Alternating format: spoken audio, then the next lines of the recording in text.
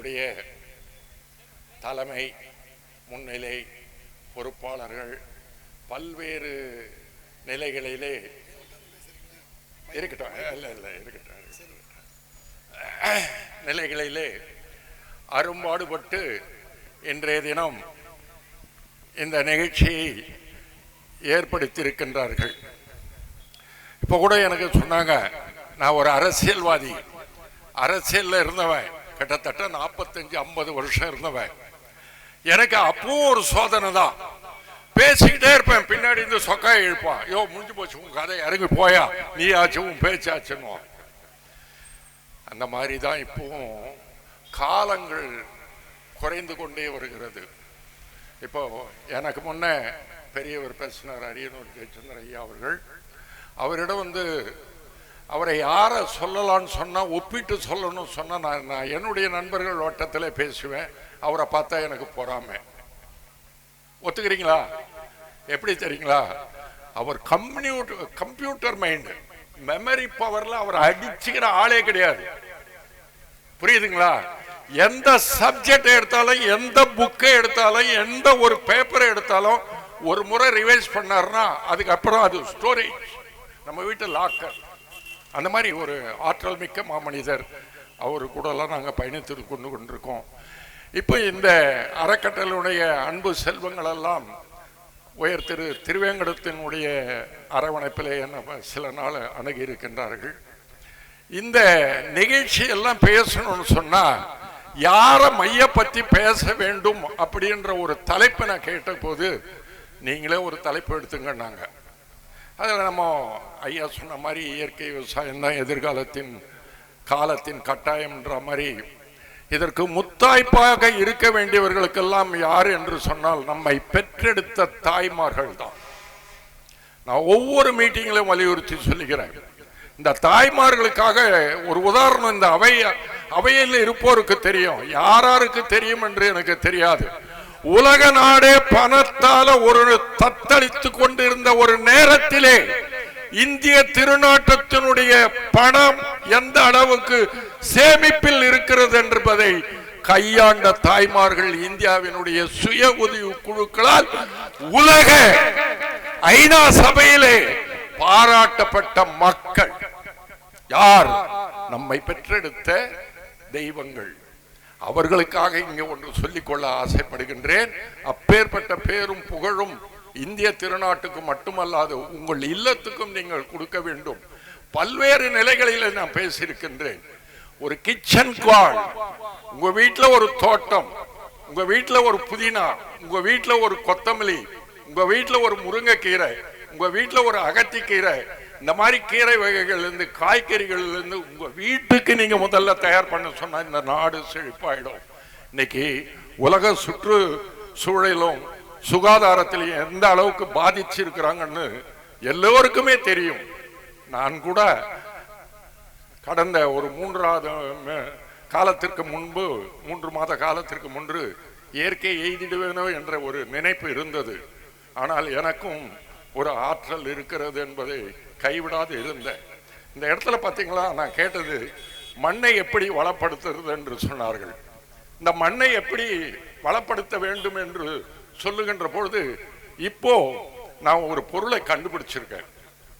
அந்த பொருளை படிப்படியா அணுகும் போது பார்த்தீங்கன்னா, இந்த தமிழ்நாட்டு பகுதியில், அதாவது அது குச்சிக்கிழங்கு, மக்காசோளம், தென்னை மரத்துங்கள்லாம் பார்த்தீங்கன்னா ஒரு வெள்ளை ஈ இருக்கும், வீட்டில் வைக்கிற ஒரு பூசெடியில் இருக்கும், முருங்கைக்கீரையில் இருக்கும், முருங்கைக்கீரையிலையும் இருக்கும். அது அப்பேற்பட்ட ஒரு பொருளுக்கு பார்த்தீங்கன்னா இப்போ ஒரு பொருளை கண்டுபிடிச்சிருக்கேன்.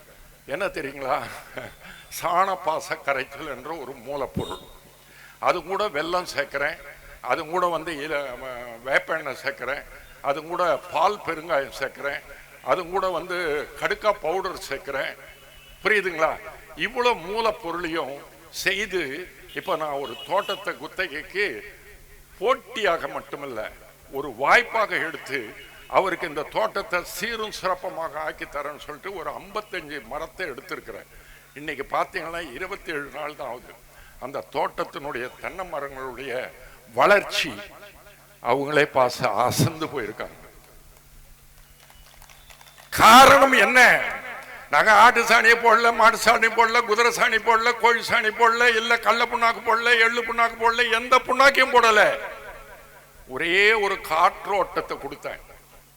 தென்னை மரங்களுக்கு காற்றோட்டத்தை கொடுத்தேன். புரியுதுங்களா? அதுக்கப்புறம் எங்களால முடிஞ்ச ஜீவாமிர்தம், அமிர்த கரைச்சல், பஞ்சகவியம், மீன் எண்ணெய், இந்த மாதிரி மூலப்பொருள் எல்லாம் சொட்டு நீர் பாசனத்தில் கொடுத்துருக்கோம். இன்றைய தினம் அந்த தென்னன் தோட்டம் மாற்றப்பட்டிருக்கிறது. இது எதனாலன்னா, மண்ணை வளப்படுத்தணும்னு சொன்னாங்கல்ல, இங்க தலைப்பு இருக்குல்ல, அந்த மண்ணை வளப்படுத்துறது எப்படின்னா, காற்றும் இருக்கணும், நீரும் இருக்கணும், அத்தது சுற்றுச்சூழலும் நமக்கு அமையணும். அப்படிங்கிற விதத்துல தான் மண்ணை காப்பாற்றும் போது நம்ம போடுற விதையா இருந்தாலும் சரி, நடுற கலைகள் செடிங்களா இருந்தாலும் சரி, எந்த மூலப்பொருளுமே வரும். புரியுதுங்களா? இதை ஏன் சொல்றேன் அப்படின்னு சொன்னா, இந்த மண்ணை வளப்படுத்துறதுக்கு தாய்மார்களால் தான் முடியும். இப்ப கூட இங்க ஆதங்கப்பட்டு சொன்னாரு, என்ன சொன்னாங்க, சம்பளத்துக்காக எந்த வேலை கொடுத்தாலும் போய் 8 மணி நேரம் இல்லை 12 மணி நேரம் கூட வேலை செய்யறாங்க.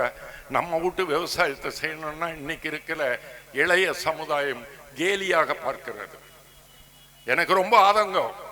பீகார்காரன் வந்துட்டான், அசாம்காரன் வந்துட்டான், கல்கட்டாக்காரன் வந்துட்டான். ஏன் சொல்ற? நீ உன் வேலையை முதல்ல செய்ய முடியுதா? பாத்தியா, உன்னால செய்ய முடியுமா?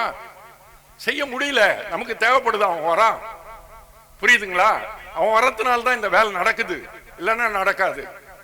ஆகையினால நாங்கெல்லாம் ரொம்ப இந்த தம்பிங்களை நான் இன்னொரு முறை கேட்டிருக்கேன் அவங்கள, நம்ம சப்ஜெக்டுங்களை ஒட்டி வேற விதமா பேசலாம், நீங்க எல்லாரும் ஒண்ணு கொடுங்க.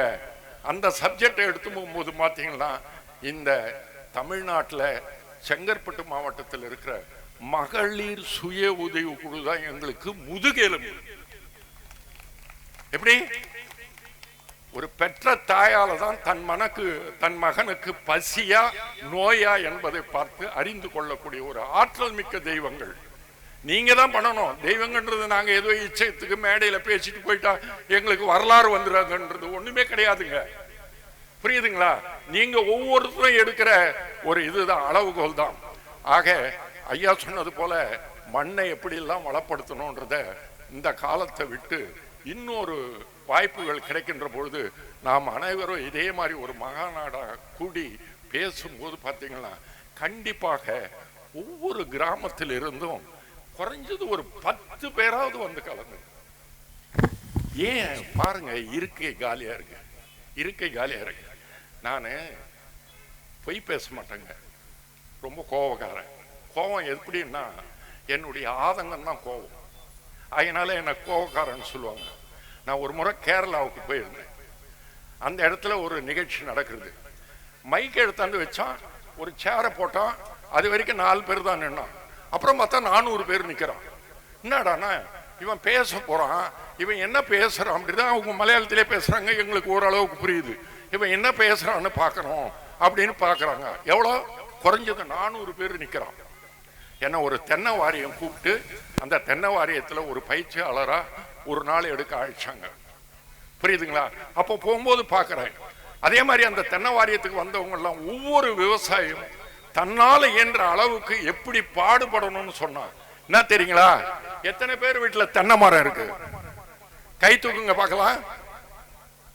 நீங்க உடம்பு குளிக்கிறீங்கல்ல, நீங்க உடம்பு குளிக்கிறீங்கல்ல, தென்னை மரத்தை குளிப்பாட்டி இருக்கீங்களா யாருன்னா? நான் குளிப்பாட்ட மாட்டேன், குளிப்பாட்ட மாட்டேன். பாத்தியா, இங்க நம்ம கூடவே இருக்கிறாரு நமக்கு எதிரி.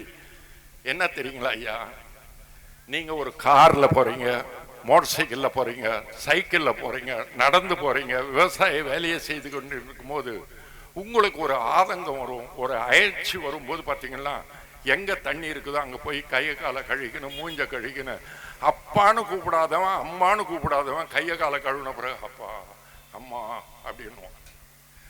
தென்னை மரத்துக்கு யார் ஒருத்தன் 10 அடி உயரம் வரைக்கும் 1 நாளைக்காவது ஒரு 10 லிட்டர் தண்ணிய சிறுக ஊத்துறானோ அவனுடைய தென்னை மரம் ஆராய்ச்சிக்கு உகந்தது, காய்ப்பு திறனுக்கு உகந்தது என்பதை நான் சொல்லிக்கொள்ள கடமைப்பட்டிருக்கிறேன்.